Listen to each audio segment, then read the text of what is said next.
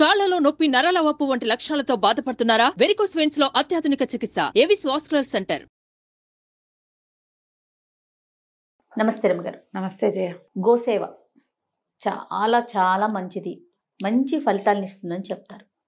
ఎలాంటి ఫలితాలను ఇస్తుంది? ఏ విధమైన సేవ చేయాలి? ఎలాంటి ఫలితాన్నైనా ఇస్తుంది అది. అంతే. గోసేవ అనగానే ఒకటి గుర్తొస్తూ ఉంటుంది జయ నాకు. చిన్నప్పుడు మేము 6th 7th క్లాసుల్లో ఉన్నప్పుడే రఘువంశం చదువుకున్నాం. రఘువంశం అంటే పేరు విన్నావు కదా, నువ్వు చాలాసార్లు నా దగ్గరే విన్నాను. మహాకవి కాళిదాసు రాసిన రఘువంశం. ఈ రఘువంశం పంచమహాకావ్యాల్లో ఒకటి. రఘువంశం చదువుకోవడం అంటే చాలా పెద్ద విద్య సాధించినట్టే. మరి పైగా ఈ రఘువంశం అంటే ఏమిటి? రాముల వారి వంశ చరిత్ర. మొదట రాముడు చెప్పబడ్డు. రామాయణం రాముడు కదా, రాముడికి ముందు వాళ్ళు వీళ్ళంతా. ఓకే, రాముడికి ముందే. ఈ కాళిదాసు గారిని తలుచుకుంటేనే గూస్ బంప్స్ వస్తాయి. అసలు ఆ శ్లోకాలను తలుచుకుంటే చాలా అద్భుతంగా ఉంటుంది. దాంట్లో రఘువంశంలో మొట్టమొదట దిలీప మహారాజు చేసిన గోసేవా వృత్తాంతమే ఉంటుంది. మనం ఇప్పుడు గోసేవ మనకి ఎన్నిటికి చెప్తారు? సంతానం కలగాలంటే గోసేవ, పాపాలు పోవాలంటే గోసేవ, పుణ్యం లభించాలంటే గోసేవ. ఈ మూడిటికి గోసేవ పనిచేస్తుంది. మనం ఎక్కడెక్కడ చేసిన పాపాలు పోతాయి గోసేవ చేస్తే. గోసేవ ఎలాంటివి? గోవుకి ఏదైనా పెట్టడం, గోవు గంగడోలు నిమరటం, గోవుకి పసుపు బొట్టు పెట్టడం, గోపృష్ఠానికి నమస్కారం చేసుకోవటం, గోపంచితం నెత్తి మీద చల్లుకోవటం, గోమయంతో ఇండ్లు శుద్ధి చేసుకోవటం. ఇవన్నీ కూడా గోసేవ కిందకే వస్తాయి. వీటితోటి ఇల్లు శుద్ధి అవుతుంది, పవిత్రం అవుతుంది, మన లోపల ఉన్నటువంటి కర్మక్షయం జరుగుతుంది. ఎన్నో చెప్తారు రకరకాలు. ఈ దిలీపుడి గోసేవా వృత్తాంతము చెప్పుకోవాల్సిన కథ, చాలా విశేషంగా ఉంటుంది. దిలీప మహారాజు రఘు మహారాజు యొక్క తండ్రి. ఆ రఘువు పేరే ఈ రఘువంశం. రఘురాముడు అంటామా? రాముడిని రఘురాముడు అని ఎందుకంటారంటే రఘువంశంలో జన్మించిన రాముడని. రాముడికి ముందు పేరు చేర్చుకోగలిగిన రఘువు అంత గొప్పవాడు. చాలా అద్భుతమైన కార్యాలు చేశాడు ఆయన. అంత అద్భుతమైన వ్యక్తికి తండ్రి ఈయన దిలీపుడు. చాలా బాగుంటుంది. అయితే ఈ దిలీప మహారాజు ఏం చేశారు అంటే, ఈయనకు సంతానం లేదట. సంతానం లేకపోతే ఈయన భార్య పేరు సుదక్షిణాదేవి. ఎప్పటికీ సంతానం కలగల. ఈ రఘువంశాన్ని రాజుల గురించి గొప్పగా విషయాలు చెప్పడంలో ఆయన ఎలా చెప్తారంటే, తప్పకుండా వాళ్ళు సంతానాన్ని పొందాలి, వాళ్ళ కుమారులు రాజ్యానికి రావాలి. ఇది నియమం, ఆ కాలపు నియమం అది. సంతానం కలగకపోతే ఈ రాజ్యాన్ని ఎవరికి ఇస్తారు? ఈయన ఎందుకో తనకు సంతానం కలగట్లేదు కాబట్టి మన కులగురువు అయినటువంటి వశిష్ఠ మహర్షిని అడిగి తెలుసుకుందాం అనుకున్నాడు. భార్యాద్వితీయుడై ఆమెతో కలిసి వశిష్ఠాశ్రమానికి బయలుదేరాడు. కథ మొదలవటమే ఇట్లా మొదలవుతుంది. ఈ రఘువంశరాజుల గొప్పతనాన్ని ముందేమో కాళిదాస్ గారు, నేను ఇంత పెద్ద విషయాన్ని చెప్పబోతున్నాను, ఇది చాలా పెద్దది, నేను పొడుగాటి వాడు మామిడి పండు కోసుకోవడానికి చెయ్యెత్తినట్టు మరుగుజ్జుమండి ఆయన, నేను కూడా ఆ పండు కోసం ఎగురుతున్నాను. అంటే పొడుగ్గా ఉన్నవాడు ఈజీగా పండు కోసుకుంటాడు. అవును, పొట్టివాడు ఎంత శ్రమ పడాలి, కష్టపడాలి కదా. ఆ పని నేను చేస్తున్నా అని చెప్తాడు. ఎందుకంటే ఈ రఘునామ అన్వయం వక్షే అని చెప్తాడు. ఈ వీళ్ళ దీని గురించి చెప్పడం అంటే ఏంటంటే, పెద్ద సముద్రాన్ని చిన్న పడవతో దాటినట్టు ఈ ప్రయత్నం నేను చేస్తున్నానని మహావినయంతో చెప్పుకుంటారు కాళిదాసు. ఇది చెప్పి అప్పుడు వీళ్ళు రఘువంశరాజుల గొప్పతనాల గురించి చెప్తాడు. ఏదో చెప్తాడు, సోహం ఆజన్మ శుద్ధానాం ఆఫలోదయ కర్మణాం ఆ సముద్ర క్షితీశానాం ఆనాక రథవర్త్మనాం. ఈ శ్లోకం అంటే మహా ఇష్టం నాకు. ఆజన్మ శుద్ధులు, వాడు జన్మతోటే పుటకతోటే పరిశుద్ధమైన పద్ధతి కలిగిన వాళ్ళు. ఆ తర్వాత ఎంత సముద్రమే ఎల్లలుగా కలిగిన భూమి మొత్తానికి రాజులు వాళ్ళు. తర్వాత జన్మశుద్ధనం ఆ ఫలోదయ కర్మణం, ఏదైనా పని మొదలు పెట్టారంటే చివరి వరకు చేస్తారు వాళ్ళు. ఫలితం కనపడే వరకు పనిచేసే లక్షణం ఉన్నవాళ్ళు. ఏదో మొదలు పెట్టడము, అది అవ్వలేదు అనుకో, ఆ పోనీ లేదు ఇంకోటి మొదలు పెట్టరు వాళ్ళు. మొదలుపెట్టిన పని టిల్ ద ఎండ్ చేసేవాళ్ళు. ఎంత అద్భుతమైన క్యారెక్టర్ కదా అది. మరి తర్వాత ఆనాక రథవర్త్మనం, ఆకాశం ఈ స్వర్గం వరకు రథం మీద వెళ్ళగలిగిన వాళ్ళు. అంత గొప్పవాళ్ళు. స్వర్గం ఎక్కడుందో మన కంటికి కూడా కనపడదు, దానికి వెళ్ళే దారులు తెలిసిన వాళ్ళు. అలాంటి వాళ్ళ గురించి చెప్తానంటాడు. ఎంత బాగుంటాయో శ్లోకాలు, భలే ఇంట్రెస్టింగ్గా ఉంటాయి. 6th 7th క్లాసులో చదువుకున్నవి అవి మర్చిపోలేదు. అదే అంత చిన్నప్పుడే ఇంప్రెస్ చేసిన శ్లోకాలు అనమాట. ఆయన బాగా రాస్తారు. కాళిదాసు అంటే అద్భుతం, మహాద్భుతం అంతే. అయితే ఈ దిలీప మహారాజు గురించి చెప్తూ ఈయన ఏం చేశాడు, భార్యతో కలిసి బయలుదేరి వెళ్ళాడు. ఆ బయలుదేరి వెళ్ళే దారంతా వర్ణిస్తారు. అక్కడికి వెళ్ళిన తర్వాత వశిష్ఠ మహర్షిని కలుస్తారు. వశిష్ఠ మహర్షి ఏం చెప్తారంటే, ఈయన అడుగుతాడు, నేను సంతానం లేదు, నా పితరులు నేను ఇచ్చేటప్పుడు నేను ఇస్తుంటే నేను ఇది వదులుతాను కదా, తర్పణాలు విడిచేటప్పుడు వాళ్ళు చాలా కష్టపడుతున్నారనిపిస్తుంది. ఏంటి వీడిస్తున్నాడు, వీడి తర్వాత మాకెవరిస్తారు నీళ్లు అని నా పితృదేవతలు బాధపడుతున్నారు, నాకు అట్లా అనిపిస్తోంది, నా కోసం సహాయం చేయి, నువ్వే మాకు గురువి, నా సంతానాన్ని పొందే మార్గం, నాకెందుకు సంతానం కలగట్లేదో తెలియజేయి, సంతానం పొందే మార్గాన్ని తెలియజేయమంటారు. అప్పుడు వశిష్ఠ మహర్షి బాగా ఆలోచించి ఆయన తపశక్తితోటి ముందు తెలుసుకుని ఏం జరిగిందో, నాయన ఒకనాడు నువ్వు ఇంద్రుణ్ణి చూడ్డానికి వెళ్ళావు స్వర్గానికి. వెళ్ళి తిరిగి వస్తుంటే కామధేనువు కల్పవృక్షపు నీడలో తన సంతానంతో వేంచేసి ఉంది. అక్కడ ఆమెకి నమస్కారం చేయాలి. కామధేను అంటే మొట్టమొదటి ఆవు, సురలోక గోవు, కోరిన కోరికలు ఈడేర్చేది. ఆమె తన పుత్రికతోటి అక్కడ ఉంది, సంతానం ఉంది కామధేనువుకి. ఆమె అక్కడ కూర్చుని ఉండగా నువ్వు నమస్కరించకుండా వెళ్ళిపోయావు. నువ్వు ఎందుకు వెళ్ళిపోయావు? భార్య ఋతుస్నాత అయి ఉంది అంటే అప్పుడు మనం ఇదేమని చెప్తాము, మనం సేఫ్ పీరియడ్ అని చెప్తాం కదా. పూర్వకాలపు పద్ధతి ఎట్లా ఉండేదంటే, కరెక్ట్గా పీరియడ్స్ అయ్యి ఆవిడ స్నానం చేసి ఉన్నప్పుడు అప్పుడు గర్భధారణ అవకాశాలు లభిస్తాయి. కాబట్టి ఆ సమయంలో తప్పకుండా భార్యా సంగమం చేయాలి, అది నియమం. ఆమె తన కోసం వేచి ఉంటుందని ఈయన వచ్చేసాడు. నువ్వు వచ్చేసావు, ఆవిడ నీకేసి చూస్తోంది కామధేనువు, తనని చూడకుండా, సంతానంతో ఉన్న నన్ను చూడకుండా ఏ పని మీద ఇతను వెళ్తున్నాడో ఆ పని ఇతనికి అవ్వదు అని ఆమె అనుకుంది. శపించిందని పెద్దగా చెప్పబడదు అన్నారేమో, నాకు అట్లా అనిపించదు.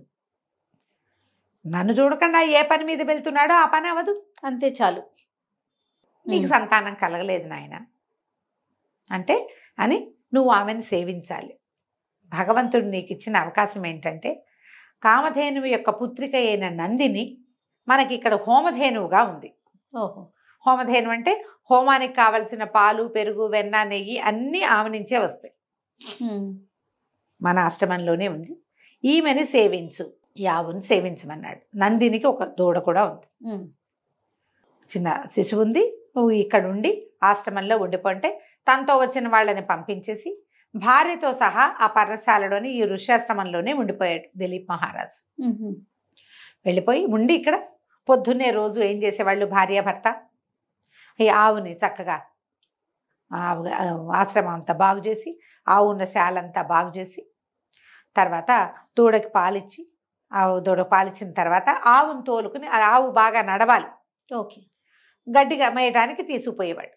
అడవంతా తిప్పి సాయంకాలం తిరిగి వచ్చేవాళ్ళు. సాయంకాలం రాగానే ఈవిడ ఏం చేసేది, గబగబా ఆవిడకి హారతి ఇచ్చి బొట్టు పెట్టి పువ్వులు వద్దల్లి ఆయనకి ఆవిడకి నమస్కారం చేసుకున్నాక ఆవు తన దూడకి పాలు ఇవ్వడానికి వెళ్ళిపోయింది. ఉదయకాలంలో తీసిన పాలు హోమంలో వాడుకునేవాళ్ళు, సాయంకాలం ఆ దూడకి పాలు ఇచ్చేసేది, అంతే. కొన్ని రోజులు ఇక్కడ ఉన్నారు, 3 వారాలు ఉన్నారట, 21 days అని చెప్తారు. అయితే ఏం చేసేవాడు, ఆవుని తోలటం కాదు, తీసుకెళ్ళటమే. కూర్చుంటే కూర్చున్నాడు, నుంచుంటే నుంచున్నాడు, నడిస్తే నడిచాడు. ఆవు ఎటు వెళ్తే అటు వెళ్ళాడు. ఆవుని రక్షించాలి, అడవి కదా, అక్కడి నుంచి దాని మీద ఏమైనా ఆవు మీద ఈగలు అవి వాళ్తుంటే ఆ తోకతో ఈయన కూడా తులిచేవాడు. తర్వాత దానికి మెడ కొంచెం దురద పడుతుంది. ఆవులకి గంగడోలు నిమరటం ఒక సేవ. మీరు ఆవుని మొహం మీద నిమర్రు, మెడ కింద ఇట్లా వదులుగా ఉంటుంది చర్మం, గమనించండి. ఆ గంగడోలు నిమిరితే ఆవు సంతోషంగా ఉంటుంది, అక్కడ ఒక దురద వస్తుంది దానికి. మెడ నిమిరించుకుంటాయి. మీరు గమనించలేదు ఎప్పుడు, నీకు తెలియదేమో, పల్లెటూళ్ళల్లో వాళ్ళకి తెలుస్తుంది.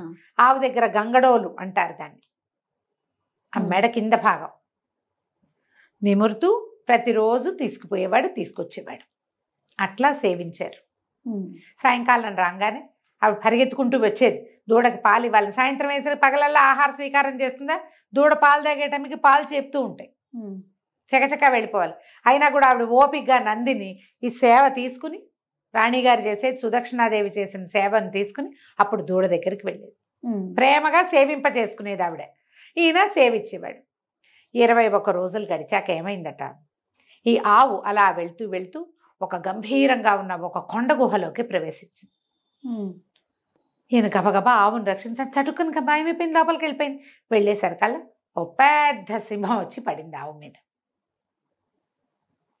పడేసరికల్లా ఈయన ఏం చేశాడు, ఆవును రక్షించడానికి ఈయన ధనుర్బాణాలు ఏవో ఉన్నాయి, ఆవు మీద చేయబోయాడు. అదే ఈ సింహం మీద, సింహాన్ని ఆపడానికి ప్రయత్నం చేశారు. కల్లా బిగిసిపోయేట ఒళ్ళు. ఆయన ఏమి చేయలేకపోయాడు. ఇదేమిటి, నేనేం చేయలేకపోతున్నాను, ఆవు మీద సింహం పడితే నేనేం చేయాలి, సింహాన్ని శిక్షించి ఆవుని రక్షించుకోవాలి. ఆవు గోసేవ కదా మనం చేసేది, గోరక్షణ మన బాధ్యత. శరీరవయవాలు కదల్లా. ఆ లోపల ఒక ఉద్వేగం వచ్చేసింది, తను రక్షించలేకపోతున్నాను. ఈయన కరచరణాలు కదలకపోయేసరికల్లా గట్టి ప్రయత్నం చేస్తుంటే ఆ సింహం వికవిక శబ్దం చేస్తూ చెప్పిందట, నేను పరమేశ్వరుడి బంటుని, కుంభుడు అనేటువంటి ఒక కుంభుడు నికుంభుడు అనేటువంటి ఒక శివసేవకుడి, శివగాణాల్లో ఉన్న వాడి స్నేహితుడు నికుంభుడు అనే సింహాన్ని నేను. ఒక చెండ సింహం అంట, మహాపెద్ద సింహం. ఇక్కడ ఒక దేవదారు చెట్టు ఉంది, పార్వతీదేవి స్వయంగా నీరు పోసి పెంచుకుంది. ఆ చెట్టుని రక్షించటానికి నేను ఇక్కడ ఉన్నాను. ఆ చెట్టుని ఏ జంతువులు, ఏ ఏనుగులు ఏవి వచ్చి దాని మీద తమ మొహాలు ఆనించకుండా, ఆ దేవదారు వృక్షం అంటే మహాప్రీతి అమ్మవారికి, దాన్ని రక్షించటానికి నేను ఇక్కడ ఉన్నాను. ఇక్కడికి ఈ ప్రాంతానికి వచ్చిన జంతువులు నాకు ఆహారంగా పరమేశ్వరుడు విధించాడు. వచ్చింది నేను తింటాను. పైగా నేను ఇట్లాంటి వాడిని కాను. నంది మీద ఎక్కటానికి పాదపీఠంగా ఉంటాను నేను. నంది మీద ఎక్కడానికి ఒక స్టూల్ మీద నుంచి కదా నంది మీదకి ఎక్కాలి, ఆ స్టూల్ నేను. అలాంటి వాడిని శివపాద స్పర్శ, గిరిజాపాద స్పర్శ కలిగి ఉంటాను నేను. నా ముందు నీ కరచరణాలు ఎట్లా ఆడతాయి, నువ్వు నన్ను ఎట్లా శిక్షిస్తావు అనేసరికి అర్థం, నా పరాక్రమము నా సాహసం అన్నీ పోయినాయే, ఇంత చేసి భూమి మొత్తాన్ని పరిపాలించేవాడిని ఒక సింహాన్ని కొట్టలేకపోతానా నేను అనిపించింది ఆయనకి. అవమానపడిపోయాడు ఆయన, బాధపడ్డాడు. గోవుని రక్షించాలి, సింహాన్ని శిక్షించాలి, నా శక్తి ఎందుకు చాలటం లేదు. అప్పుడు పరమేశ్వరుడి దగ్గర ఉన్న సింహం అనేసరికి మరి భగవంతుడి ముందు నేనెంత వాడిని, భగవంతుడి పాదసేవ చేసుకునేటువంటి సింహాన్ని నేనేం చేయగలను. కానీ అప్పుడు ప్రార్థన చేస్తాడు, నీకు ఆహారం కావాలి, నేనేమో గోవును సేవించాలి, గోసేవ కోసం నన్ను నేను సమర్పించుకుంటాను, నన్ను తినేసేను, నీకు ఆహారం నేనైపోతా, గోవును వదిలిపెట్టు. సాయంత్రానికి గోవు వశిష్ఠాశ్రమానికి వెళ్ళిపోతుంది. అంటే ఈవిడ సింహం ఎక్కిరిస్తాడు, ఏమిటి ఒక కేవలమైన గోవు కోసం ప్రాణాలు ఇస్తావా, 1,00,000 గోవులు ఎడం చేత్తో ఇవ్వగలవు నువ్వు. భూమండలానికి రాజంటే భూమి మీద ఉన్న ప్రతి ఆవు నీదే కదా, ఆ గోదానం చేయగలిగిన సమర్థుడివి. ఒక కేవలమైన గోవు కోసము నువ్వు నీ ప్రాణాలు అర్పిస్తావా అంటే కాదన్నాడు. గోవు కేవలమైంది కాదు, భూమితో సమానమైంది. పైగా మా గురువు యొక్క గోవు, హోమధేనువు. ఈమెను రక్షిస్తానని నేను ఒప్పుకుని ఇన్ని రోజులుగా ఆమెను సేవిస్తున్నా. రేపు నా వంశానికి బీజం పడాలంటే ఈ సేవే నాకు ఫలితం లభిస్తుంది. ఇంత అవకాశం ఇచ్చినటువంటి తల్లిని రక్షించలేకపోతే నేను ఎందుకు, నా ప్రాణం పోయినా పర్వాలేదు, గోసేవలో ప్రాణాలైనా వదిలిపెడతానని ఏం చేశాడు ఈయన, ధనుర్బాణాలు అవి పక్క పెట్టుకుని చేతిలో ఉన్న ఆయుధాన్ని పక్కన పెట్టేసి మోకాళ్ళ మీద కూర్చుని నా మీద దూకి నన్ను ఆహారాన్ని స్వీకరించు అని చెప్పి వంగి నమస్కారం చేశాడు. తన మీద ఏమీ పడలేదు. నందిని ధేను మాట్లాడింది, దిలీప నీ సేవకి మెచ్చాను, ఇది నేను కల్పించిన మాయే లే అని చెప్పిందట ఆవు. ఆవిడెవరు, కామధేను యొక్క పుత్రికే కదా ఈ ఆవు. సింహం లేదు అక్కడ, కొండ గుహ కూడా లేదు. లేవతీసి వెనకాల తీసుకెళ్ళిపోయి ఆ తర్వాత ఆయనకి సంతానం కలిగింది. ఈ సేవ చాలు, నేను సంతృప్తురాలని అయ్యాను. మా అమ్మకి కామధేను యొక్క ఆమెకు నమస్కారం చేయకుండా నీకు ఏర్పడిన కర్మం తాలూకు ఫలితం పూర్తిగా పోయింది, నీకు సంతానం కలుగుతుందని ఆశీర్వదించి పంపించేసింది. రాజు రాణి వెనక్కి వచ్చాక ఆ రాణిగారి గర్భవతి అయింది సుదక్షిణాదేవి. తర్వాత వారికి సంతానం లభించింది. ఎంత బాగుంటుందో జయ, అద్భుతంగా ఉందండి. అసలు వినటానికే వీళ్ళు అడవికి వెళ్ళే ప్రయాణంలో ఉండేవి కూడా ఎంత బాగా వర్ణిస్తారో. ఆవిడ ఆవును ఎట్లా ఎట్లా సేవించారో, ఈ కుంభోదరుడు ఎట్లా వచ్చాడో, ఆ సింహము, దాని వర్ణన అద్భుతం, అమోఘంగా ఉంటాయి. చాలా బాగుంటుంది. రఘువంశంలోని మొదటి ఘట్టమే గోసేవ వృత్తాంతం. చిన్న వృత్తాంతాలే ఉన్నాయి మాకు, చిన్నవే ఉన్నాయి. తర్వాత ఇంటర్మీడియట్లో కాలేజీలో చెప్పినప్పుడు కూడా నేను ఇది చెప్పాను. గోసేవ చేస్తే మనకి సంతానానికి మంచిది, సౌభాగ్యానికి మంచిది, కర్మక్షయం కలుగుతుంది. తర్వాత ఎక్కడా తీరని సమస్యలు ఉంటాయి కొన్ని జయ. ఆ గుడికి వెళ్తాం, ఈ గుడికి వెళ్తాం, పూజ చేస్తాం, ఎంతో తీరదు. అవి గోసేవతోటి తీరుతాయి. ఏదో ఒక వస్తువు తీసుకెళ్ళి సమర్పించేసామా, ఆహారం పెట్టామా అని కాకుండా స్వయంగా గోవుని ముట్టుకుంటే చాలా రకాల పాపాలు పోతాయి. మనం కొన్నిసార్లు దేనివల్ల ఈ పని అవ్వటం లేదో మనకు అర్థం కాదు. అవును, దేనివల్ల ఇలాంటి సమస్యలు వస్తున్నాయో తెలియదు. అలాంటప్పుడు కనుక గోసేవ చేయడం. అయితే ఈ గోసేవ అంటే నేను ఒక దేవాలయం దగ్గర గోవులకి పెట్టడానికి వెళ్తే ఇంత కట్ట చపాతీలు ఉన్నాయి అక్కడ పక్కన పడేసి. ఏమిటి అంటే జీటీఎస్ కాలనీ టెంపుల్. అబ్బాయి చెప్పాడు, అమ్మ వద్దంటే వినరు, మీరేమో టీవీలలో చపాతీలు పెట్టండి, అవి పెట్టండి, దీనికి ఇది పెట్టండి, అది పెట్టండి అంటే వాటికి పడదమ్మా. 2 ఆవులు పోయి చనిపోయినాయి పిచ్చి తీళ్లతోటి, ఎంత చెప్పినా వినరు. చపాతీ ఒక చిన్న ముక్క, ఇంత ముక్క పెడితే సరిపోదా, కట్టలు కట్టలు తెచ్చి పెట్టేసేస్తారు, వాటికి ఏం తెలుస్తుంది, తినేస్తే జబ్బులు చేసేస్తాయి. ఆవుకి ఇవి పెట్టకూడదు అని నియమం ఉంటుంది. నేను ఉలవలు పట్టుకెళ్తాను జయ ఎప్పుడైనా ఒకసారి. ఉలవలు ఒక రోజంతా నానబెట్టి మర్నాడు ఉడకబెట్టి ఒక 3 గుప్పెళ్ళు అన్ని ఉలవలు పట్టి తీసుకెళ్తాం. దీనికి పెట్టద్దు అంటే దానికి పెట్టం, అమ్మ దానికి పడదమ్మా పెట్టకండి, ఈ ఆవుకు పెట్టండి, అవి తింటుంది. కొన్ని మాకు వద్దంటాయి, ఒప్పుకోవు, కొన్ని ఆవులు తినవు. నాకు తెలగపిండి పెట్టాలని ఉంటుంది. ఊళ్ళల్లో మేము తెలగపిండి పెట్టేవాళ్ళం. తెలగపిండి అంటే మా ఇక్కడ అలవాట్లేదమ్మా, అవి తినవు, పెట్టకూడదు అంతే. అవి తినని వాటిని పోనీ వాటికి జబ్బు చేస్తుందని తెలిసినప్పుడు పెట్టచ్చునా మనం? జాగ్రత్తగా పెట్టకూడదు. అవేమిటో చెప్పాడు, అవేవో కాయలు కాయలుగా వచ్చేస్తాయట ఒంటి మీద, పాపం. అయ్యో, చాలా బాధపడతాయి. మీరు గోసేవ చేస్తే ఏదో పుణ్యం వస్తుందని గోవులకు పడని ఆహారాలు పెట్టకూడదు. సంరక్షకుడు లేకుండా మీరు పెట్టకండి. పక్కన వాడు ఉండి, ఒక మనిషి ఉంటాడా, ఎవరో గోసేవ సంరక్షణ చేసేవంటాడా, ఈ ఆవుకి ఇవి పడవమ్మా అంటే నేను పట్టుకెళ్ళాను కాబట్టి పెట్టాల్సిందేనని అనుకోకండి. ఇంక వేటికైనా పెట్టండి, ఎవరికైనా దానం చేసుకోవచ్చు కదా. గోసేవ చేయండి అనగానే ఇలా అయిపోతారు.